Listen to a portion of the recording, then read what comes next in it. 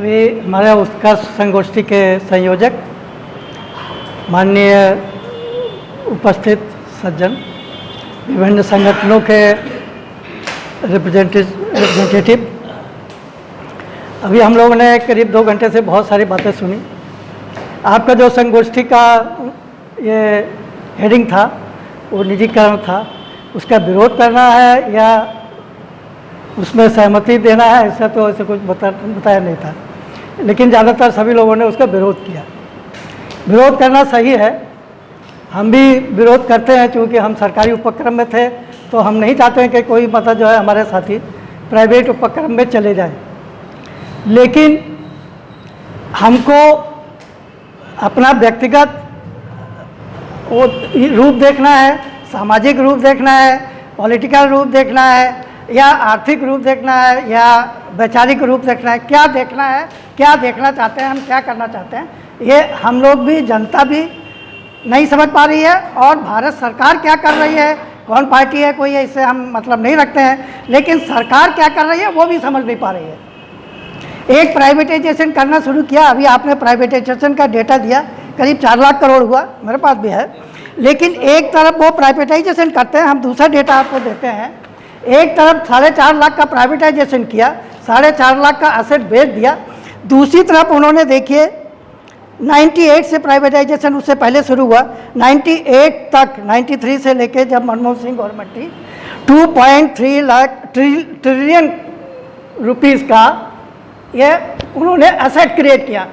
सार्वजनिक मतलब पब्लिक जो एंटरप्राइजेज हैं उसमें जो है 2.3 ट्रिलियन रुपीस का इन्वेस्टमेंट हुआ। 31/3/4 तक, 98 से लेके 4 तक 3.5 ट्रिलियन रुपीस का इन्वेस्टमेंट हुआ।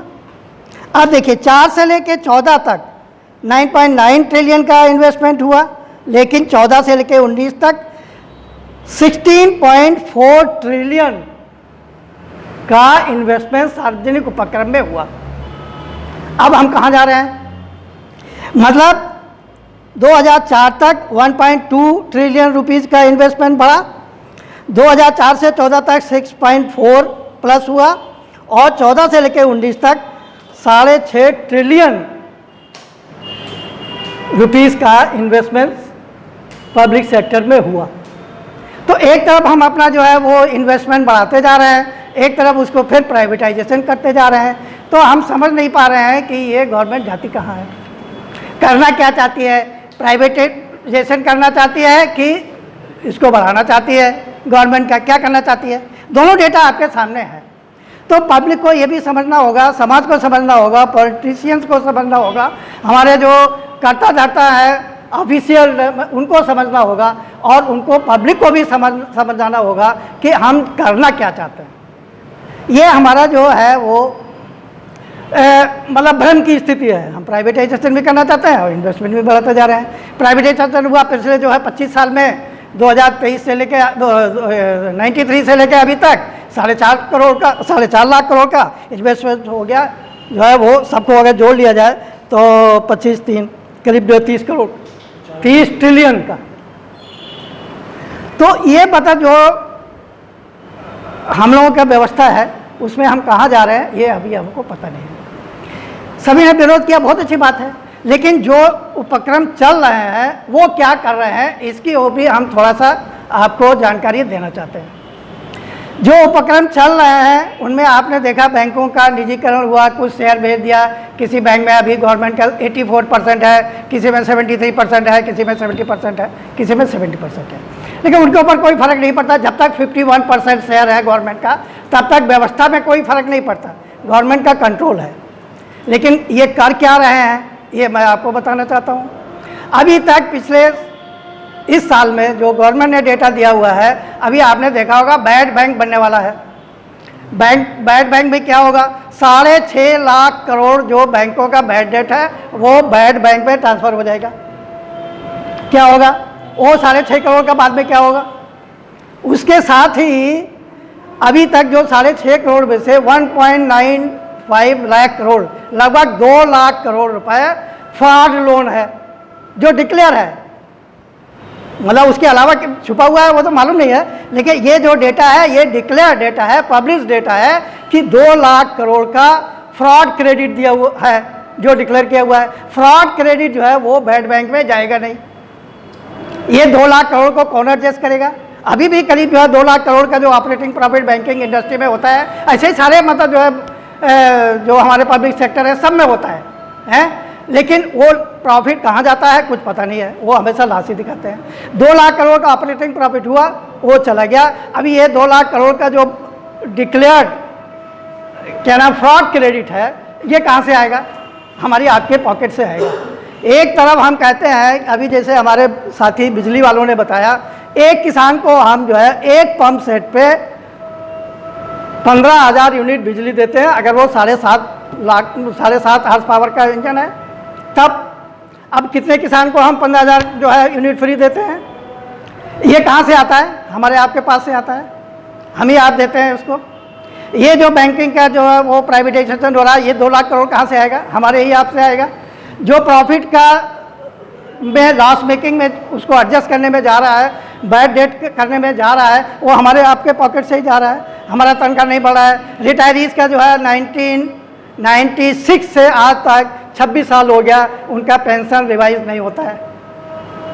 आप कहते हैं प्राइवेट आदमी का हम कंप्लेंट कहाँ करने जाएंगे? ये गवर्नमेंट नहीं कर रही है, उसका हम कंप्लेंट करने कहाँ जाए? पार्लियामेंट में जा कितने एमपीज़ ने लिखा, मंत्री ने लिखा। मंत्री ने एक मीटिंग में खुद बोला कि नहीं इनका पेंशन रिवीजन होना चाहिए, बाद में पार्लियामेंट में बोल दिया नहीं हमारे पास ऐसा कोई प्रपोजल नहीं है। तो उसके लिए हम कुछ नहीं कर पा रहे हैं। दूसरी चीज़, जो हिडन एंट्रीज हो रही है उसको कोई देखता नहीं है।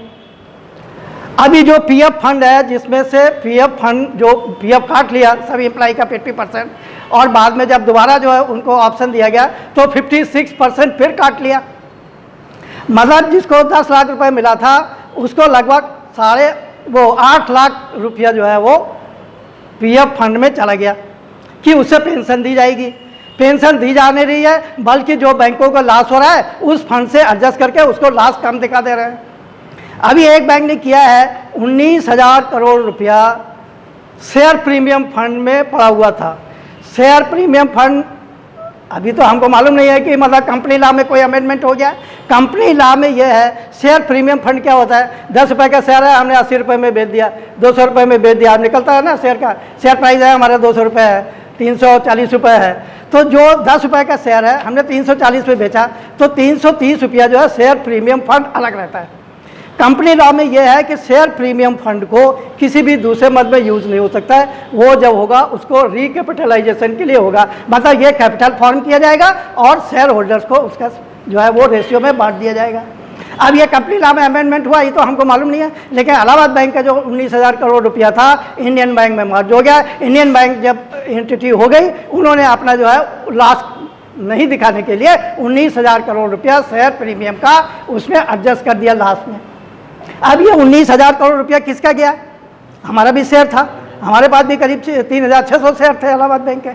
वो 3600 शेयर को 100 कुछ शेयर कर दिया। 100 शेयर का प्रीमियम फंड जो मिलने वाला था, उम्मीद था कि चलो जब भी इसका कैपिटलाइजेशन होगा हमको कुछ मिलेगा, वो एडजस्ट कर दिया। लेकिन ये जो व्यवस्था है इसको कोई नहीं देख रहा है। किसी अखबार वाले ने नहीं निकाला, किसी चैनल ने नहीं निकाला, किसी ने भी ये मतलब जो है उसके ऊपर ऑब्जेक्शन नहीं किया कि आपने 19,000 करोड़ रुपया जो शेयर प्रीमियम फंड था, शेयर होल्डर्स ने जिसको दिया था, उसको आपने क्यों एडजस्ट कर लिया। तो ये जो व्यवस्था इंटरनल हो रही है इसको भी हमको देखने की ज़रूरत है। प्राइवेटाइजेशन होगा कि नहीं होगा, ये तो जब होगा तब होगा, लेकिन जो हमारा पॉकेट से पैसा जा रहा है वो उसके लिए कौन जिम्मेदार है? उसके लिए प्रेजेंट मैनेजमेंट भी जिम्मेदार है, गवर्नमेंट भी जिम्मेदार है, उनकी पॉलिसी भी जिम्मेदार है, और हमारे जो ट्रेड यूनियन है वो भी देखते हैं, उनका भी जो है बोर्ड में रिप्रेजेंटेटिव एक होता है, एक यूनियन का होता है, एक जो है अफसर का होता है। अभी आजकल नहीं है वो अलग बात है, लेकिन होता है। वो क्या करते हैं?